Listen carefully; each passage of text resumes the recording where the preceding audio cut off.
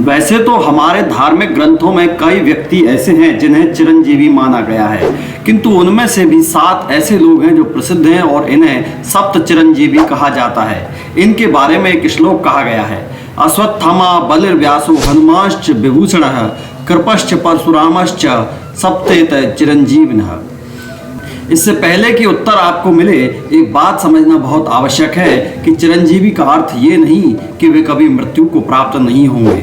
यहाँ चिरंजीवी का अर्थ है कि ये सभी लोग कलयुग के अंत तक जिएंगे।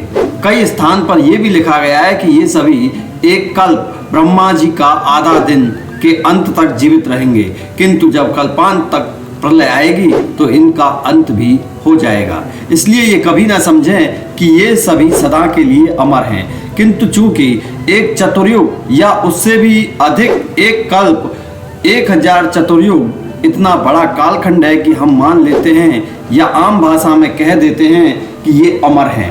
अमर यहाँ कोई नहीं है, यहाँ तक कि परमपिता ब्रह्मा भी अपनी आयु समाप्त कर परमात्मा में लीन हो जाते हैं। अब यदि आपको चिरंजीवी का वास्तविक अर्थ समझ आ गया हो तो आपके मूल प्रश्न पर आते हैं।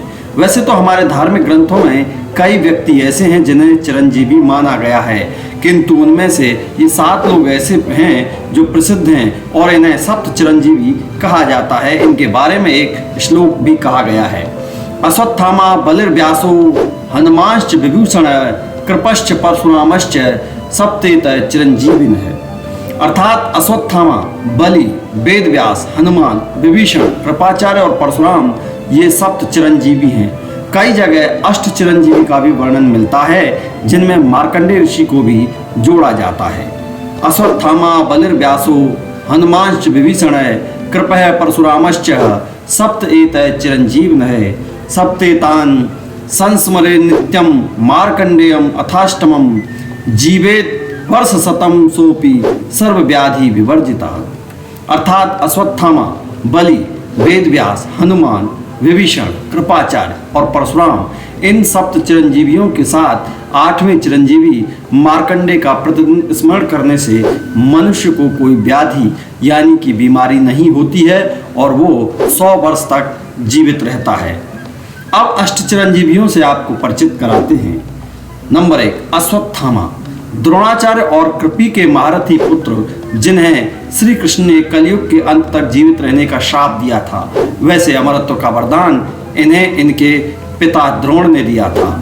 बलि, दैत्यराज बलि हिरण्यकश्यपु के प्रपौत्र, प्रहलाद के पौत्र और विरोचन के पुत्र थे, जिनके उद्धार के लिए भगवान विष्णु ने वामन रूप में अवतार लिया था। उन्होंने ही इन्हें अमरता का वरदान दिया था। नंबर 3, वेदव्यास, महर्षि पाराशर और सत्यवती के पुत्र, जिन्होंने वेदों को संजोया और महाभारत एवं 18 पुराणों की रचना की। इन्हें अमरत्व परमपिता ब्रह्मा से मिला था। इनका दूसरा नाम कृष्ण द्वैपायन भी था। नंबर 4, हनुमान, राम भक्त, महावीर, पवन पुत्र। इनके शौर्य की गाथाओं से हमारे धर्म ग्रंथ भरे पड़े हैं।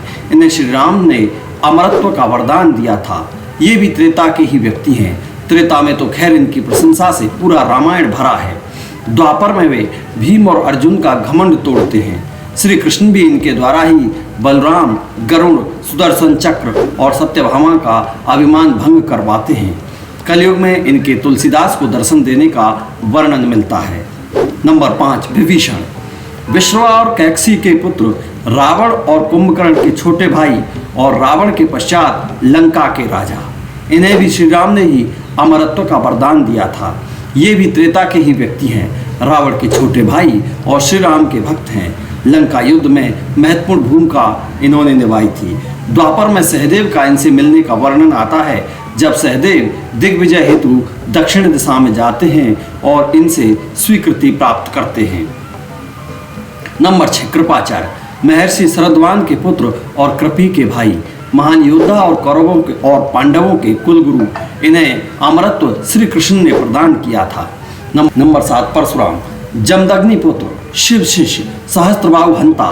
परशुराम श्री हरि के छठे अवतार हैं। जब इन्होंने अपने पिता की आज्ञा का पालन करते हुए अपनी माता रोहिणी का मस्तक काटा, तब जमदग्नि ऋषि ने इन्हें अमरत्व का वरदान प्रदान किया था। परशुराम त्रेता युग के ही व्यक्ति हैं। त्रेता में ही माता सीता के स्वयंवर में उनकी भेंट श्री राम से होती है। द्वापर में वे भीष्म से युद्ध करते हैं और श्री कृष्ण को सुदर्शन चक्र प्रदान करते हैं। कलयुग में ये भगवान कल्कि के गुरु बनेंगे। नंबर 8, मार्कंडेय। महान शिव भक्त महर्षि भृगु के पोते। इन्हें 16 वर्ष की आयु प्राप्त हुई, किंतु इन्होंने महाकाल को प्रसन्न कर काल को भी परास्त किया। महादेव से इन्हें अमरत्व का वरदान मिला। दोस्तों, ये आपको जानकारी कैसी लगी हमें कमेंट करके जरूर बताएं। हमारे चैनल को सब्सक्राइब कर लें ताकि ऐसी ही वीडियो आपको मिलती रहे।